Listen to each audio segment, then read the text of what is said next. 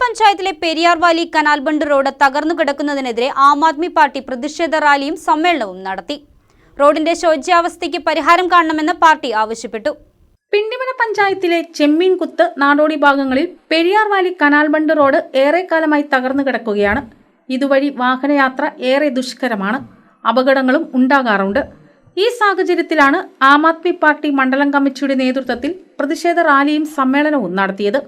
ചെമ്മീൻകുത്തിൽ നിന്നും ആരംഭിച്ച റാലി നാടോടിയിൽ സമാപിച്ചു.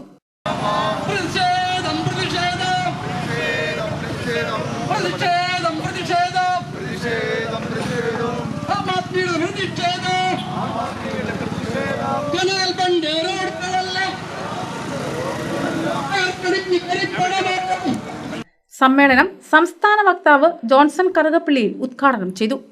KS ഗോപിനാഥൻ അധ്യക്ഷത വഹിച്ചു. ജിജോ പൗലോസ്, വിജോയ് പുളിക്കൽ, സുരേഷ് കോട്ടപ്പടി, എൽദോ പീറ്റർ, രവി കീരമ്പാറ, ഷോജി കണ്ണമ്പുഴ, CK കുമാരൻ, സജി തോമസ്, MK രഘു തുടങ്ങിയവർ പ്രസംഗിച്ചു. KCV news Pindimana.